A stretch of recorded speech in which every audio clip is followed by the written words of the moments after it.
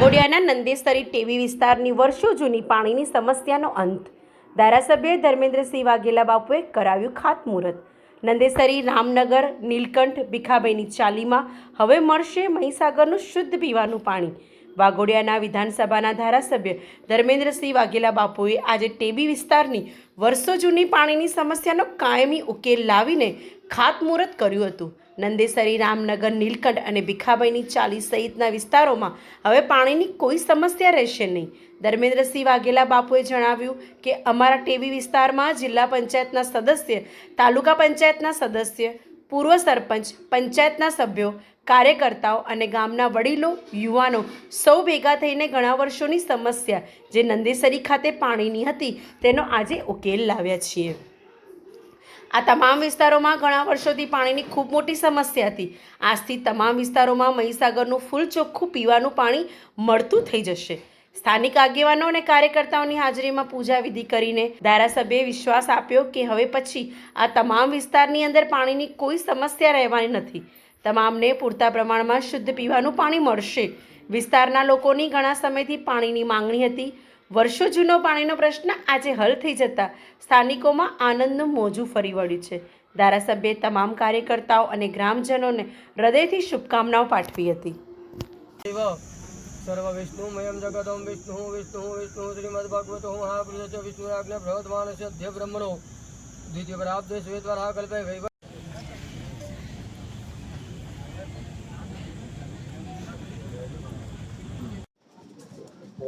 આજે અમારા ટેબી વિસ્તારની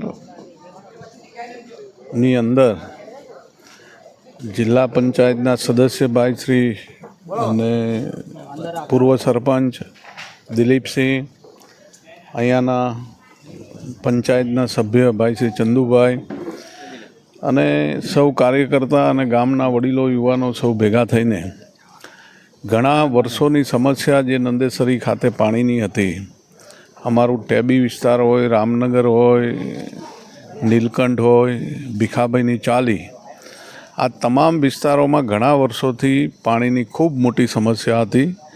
આજે એ પાણીની સમસ્યા દૂર કરીને આજે સૌ ભેગા મળીને ખાતમુહૂર્ત કરીને આ તમામ વિસ્તારની અંદર પાણીની હવે પછીની કોઈ સમસ્યા રહેવાની નથી। બધાને ફૂલ ચોખ્ખું પીવાનું મહીસાગરનું પાણી મળશે।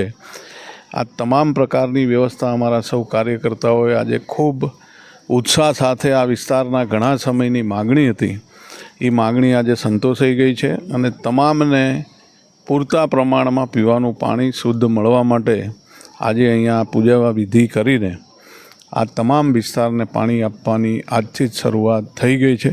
તમામ લોકોને પૂરતું પાણી મળશે। પાણીનો પ્રશ્ન જે વર્ષો જૂનો હતો એ આજે હલ થઈ ગયો છે। તમામ લોકોને હું હૃદયથી ખૂબ ખૂબ શુભકામનાઓ આપું છું।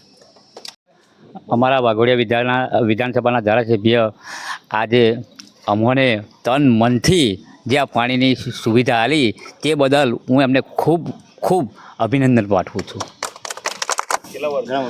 ઘણા વર્ષથી આ પ્રશ્ન હલ નહોતો થતો, આજે હલ થયો છે।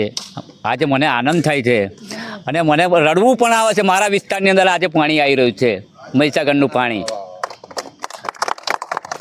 નમસ્કાર, જય માતાજી।